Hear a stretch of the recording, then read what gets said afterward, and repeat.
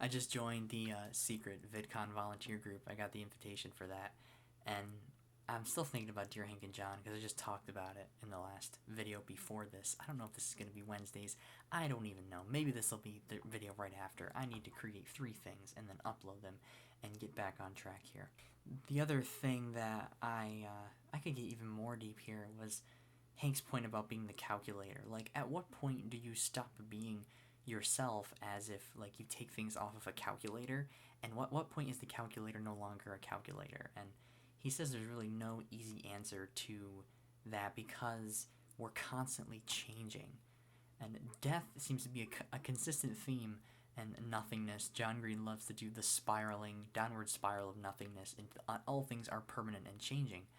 And I always tie that back to something I learned from Alan Watts. He talks about, like, the most real state is the state of nothingness because we're constantly changing.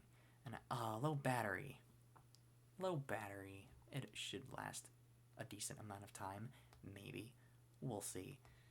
But I love John Green's point about giving people personhood. I think he said giving people personhood and using empathetic listening and not labeling people as something in your head, like not projecting an idea onto somebody that they're not.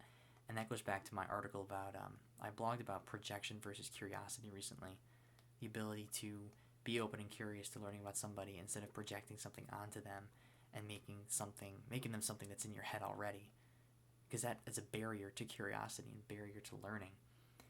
And you know, we give those things value and we give meaning to those projections.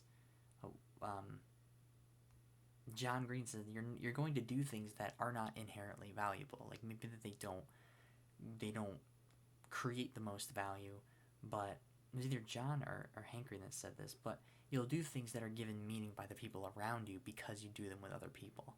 Like, there's a value you can create with other people, maybe that you could never create yourself alone. And that's a really, really inspiring thought. All these little, like, nuggets and stuff, like, if you can't empathize, you sort of create constructions that dehumanize people. Like, you see people as deserving something they get, or you see them as a threat to who you are or some sense of self that you have. But when you realize you can, like, construct your own sense of self, that there's nothing you have to find, you can create it. That's Hank Green says that's liberating and terrifying. There are a lot of, like, really, really deep thoughts. And then there's, like, Batman, totally unreachable because his light thing shining at the clouds is not possible. But it's a comic, you know? It's people being good, hungry, and broken.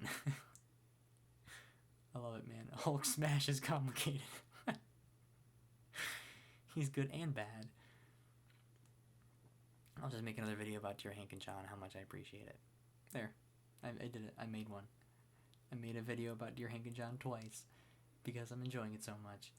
But the questions from people are really, really great. I don't know if a self exists in a body that's 90% not me.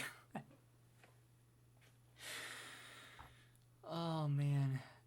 Binging podcasts. There's so much good. How do you put limits on excess? How do you do that? You get interested in one thing. How do you, like, oh, it's already 3 minutes and 16 seconds on this. How do you do things singularly? All right. I should stop now. How's VEDA going? What are you watching for VEDA? What are you enjoying? I literally have been not on YouTube for the past 2.5 to 3 days, and I already feel so lost.